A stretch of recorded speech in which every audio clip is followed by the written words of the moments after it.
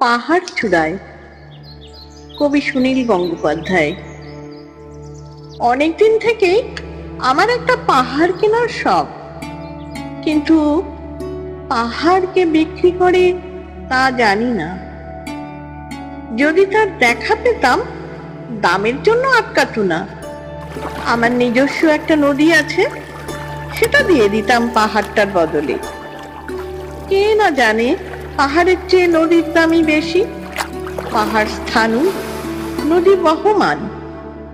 তবু আমি নদীর বদলে পাহাড়টাই কিনতাম, কারণ আমি ঠকতে চাই। নদীটাও অবশ্য কিনেছিলাম একটা দ্বীপের বদলে। ছেলেবেলায় আমার বেশ ছোট্টখাট্ট ছিমছাম একটা দ্বীপ ছিল, সেখানে অসংখ্য প্রজাপতি। শৈশবে দ্বীপটি ছিল বড় প্রিয়।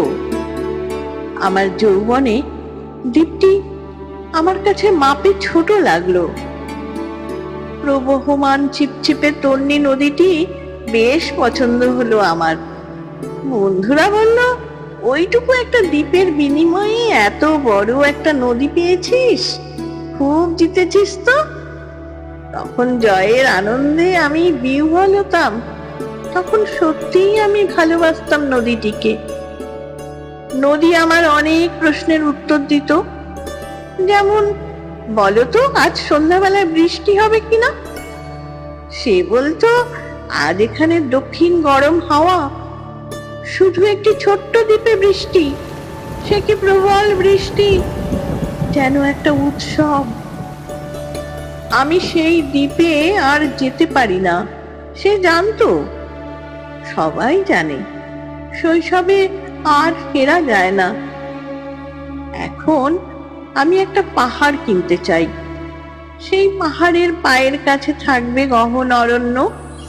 আমি সেই অরণ্য পার হয়ে যাব, তারপর শুধু রুক্ষ কঠিন পাহাড়, একেবারে চূড়ায়, মাথার খুব কাছে আকাশ, নিচে বিপুলা পৃথিবী, চরাচরে তীব্র নির্জনতা।